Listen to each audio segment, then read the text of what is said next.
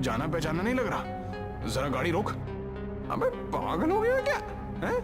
हमें यहाँ से निकलना है। देखा नहीं तूने कि किस तरह से वो पेट्रोल पंप वाला देखते ही देखते हमारी आंखों के सामने गायब हो गया था?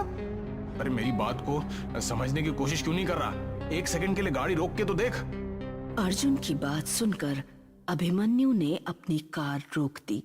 वो वही पेट्रोल पंप था जिस पेट्रोल पंप से वो लोग भागे थे। आंखें फाड़े उस पेट्रोल पंप को देखे जा रहे थे कि तभी उनके कानों में उसी कर्मचारी की आवाज टकराई। अरे तुम मुझे पेट्रोल के पैसे नहीं देकर गए थे साहब। उन दोनों ने जैसे ही खिड़की के सामने देखा तो वही कर्मचारी अपनी भयानक शक्ल लिए हुए उन दोनों को देख रहा था। कुछ ही पलों में अर्जुन और अभिमन्यु की चीख सन्नाटे को चीर गई।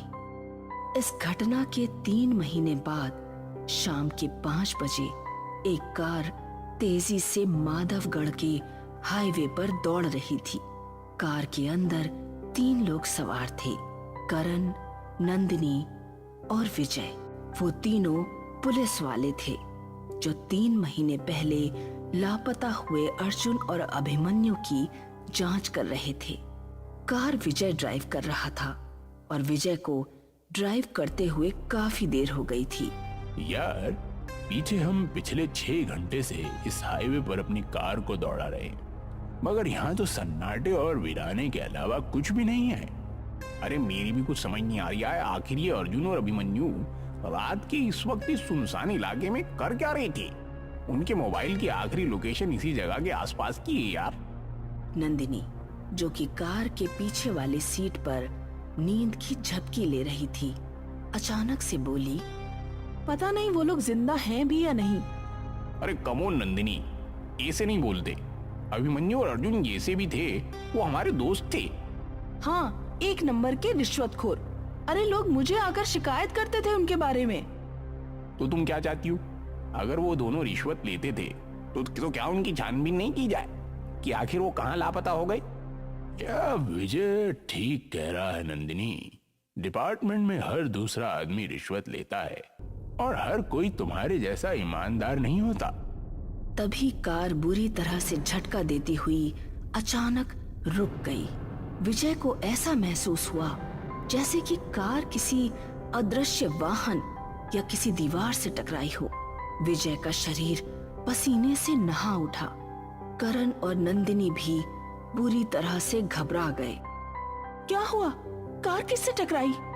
नहीं नंदिनी, कार अचानक झटका देते हुए रुक गई। तभी करण की नजर एक पेट्रोल पंप पर पड़ी। यार वो देखो सामने पेट्रोल पंप है, क्यों ना हम उस पेट्रोल पंप पर जाकर पूछताछ करें। करण सही कह रहा है विजय। कार पेट्रोल पंप के ठीक सामने रुकी थी। विजय, करण और नंदिनी कार से उतर गए और उस पेट्रोल पंप के अंदर चले गए। पेट्रोल पंप पर कुछ लोग मौजूद थे।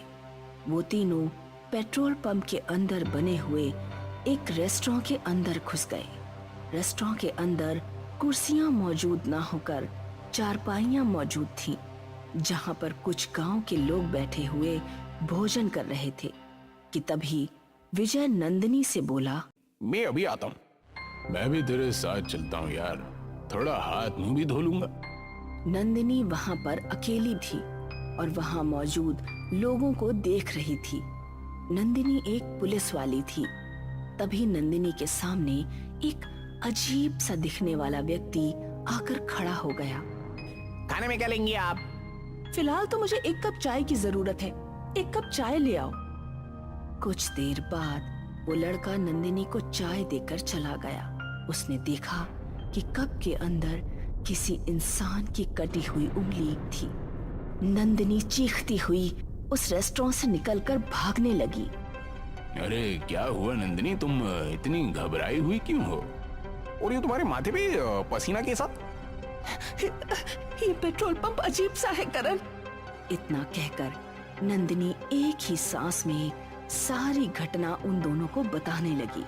नंदिनी की बात सुनकर वो दोनों नंदिनी को बहुत गौर से देखने लगे। अरे लगता है तुम्हारे ऊपर थकान हावी हो गई है। करण और विजय ने जब अंदर जाकर देखा तभी रेस्टोरेंट के अंदर मौजूद लोग एक साथ भयानक हो गए। देखते जाओ, अपनी जान बचाकर भागो यहाँ से।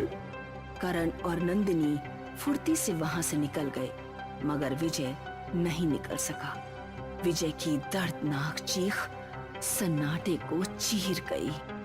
हमें जल्दी से अपनी कार में बैठना होगा। अरे कार में कैसे बैठेंगे नंदिनी? कार कहीं आसपास नजर ही नहीं आ रही है। क्या मतलब नजर नहीं आ रही है? यही तो खड़ी थी, कहाँ गई? अरे हम दोनों को अब बातें करने में अपना वक्त बर्बाद नहीं करना चाहिए। जितनी तेज भाग सकते हो मेरा हाथ पकड़कर भागो। वो दोनों उस पेट्रोल पंप से दूर भागने लगे। वो दोनों बहुत देर तक हाईवे पर दौड़ते रहे। उन दोनों की सांस फूलने लगी। तभी नंदिनी चीखती हुई करण से बोली, अब तो उसी जगह वापस आ गए हैं करण। ध्यान से देखो, हम दोनों ने यहीं से तो भागना शुरू किया था। वो सामने पेट्रोल पंप है। करण की सांसें हलक में अटक कर रह गई। वो ठीक उसी पेट्रोल पंप के सामने ही थे। तभी उन दोनों के कानों में विजय की आवाज टकराई। अरे तुम दोनों मुझे अकेला मरने के लिए छोड़ गए? विजय एक भयानक शक्ल में क्रोध भरी नजरों से उन दोनों को देख रहा था। तुम दोनों को मुझे भी साथ लेकर चलना पड़ेगा। तभी उन दोनों के कानों में अर्जुन और अभिमन्यु की आवाज टकराई। विजय सही कह रहा है, तुम दोनों विजय को रेस्टोरेंट में अकेला छोड़कर भाग गए। करण और नंदिनी ने देखा तो उनके सामने अभिमन्यु और अर्जुन भी अपनी भयानक शक्ल लिए हुए खड़े थे। अचानक अभिमन्यु ने करण की गर्दन उसके धड़ से अलग कर दी और उसका सर नंदिनी के पास फेंक दिया। नंदिनी चीखती हुई अपने शरीर की पूरी ताकत लगाकर दोबारा भागने लगी। उसकी सांस फूल रही थी, मगर उसने अपने कदम नहीं रोके। कौन हो तुम? नंदिनी ने एक ही सांस में कांपते हुए सारी घटना उस बूढ़ी स्त्री को बता दी। अब तुम यहाँ से नहीं जा सकती बेटी। क्या मतलब मैं यहाँ से नहीं जा सकती? बड़ी बेवकूफ लड़की हो। तुम तीनों उसी वक्त मर चुके थे जिस वक्त तुम्हारी कार झटका देते हुए रुकी थी। वो कार रुकी नहीं थी, बल्कि उस कार का एक्सीडेंट हुआ था। क्या बकवास कर रही हो तुम? कार का एक्सीडेंट कैसे हो सकता है? बूढ़ी स्त्री नंदिनी का हाथ पकड़कर वो एक कार के पास ले आई। गौर से देख इस कार को लड़की, ये किसकी कार है? नंदिनी उस कार को फटी फटी आंखों से देखने लगी। वो कार उसी की थी। उसने देखा उसकी विजय और करण की लाशें पड़ी हुई थी। तुम तीनों की मौत यहीं हो गई थी। इस पेट्रोल पंप को देख रही हो? ये हॉन्टेड पेट्रोल पंप है, भूतिया पेट्रोल पंप। इस पेट्रोल पंप पर जो भी आता है हमेशा यहीं पर कैद होकर रह जाता है, और यहाँ जो भी वाहन आते हैं अदृश्य हो जाते हैं। तुम्हारी कार किसी एक अदृश्य वाहन से टकराई थी। अगले दिन न्यूज़पेपर में नंदिनी, विजय और करण की फोटो छपी हुई थी और सभी जगह चर्चा थी कि एक बार फिर उसी